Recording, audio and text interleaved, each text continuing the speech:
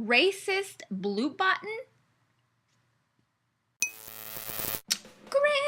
Grimm is not over. Grimm is doing this thing where it's on NBC and like the Olympics are on NBC, so like it kind of like had to take a break.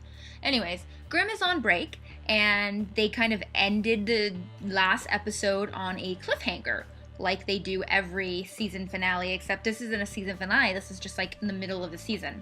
One of the things that I want to talk about though is Juliette. She needs to get off Nick's jock, seriously. Yes, Nick gave you permission to read his emails. However, it doesn't mean that you get to speculate on every single email that he gets and determine or think that he's, cheating on you? He already told you he's a Grimm. What more do you want?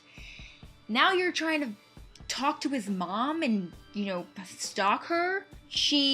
What's the point of her character anyway? She's a really undefined character. At the beginning, it was all about her trying to figure out what the heck was going on in Nick's life.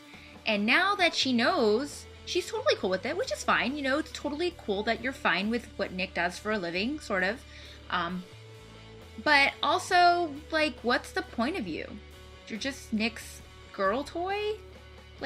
They need to give her a purpose. I really want this show to give her a purpose. I'm all for female leads, but the most interesting thing about Juliette is that her best friend is a Fuchsbau. I don't know if I said that right.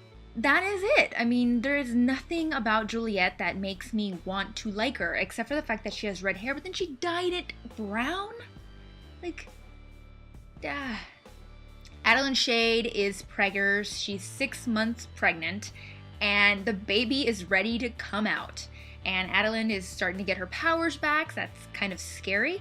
And so that's interesting. And we just found out that Monroe's parents are totally racist. Monroe proposed to Rosalie, and that happened, and he didn't tell his parents before, and now they come to find out that Monroe's parents don't want him to marry a Fuchsbau because that's just totally not appropriate. It's totally against boundaries, crossing lines, and also Monroe's best friend is a Grimm, and that's kind of weird because that's what is happening, all the borders and boundaries and equality, man, and we're in the 21st century and freedom and rights, and somehow that happened on Grimm.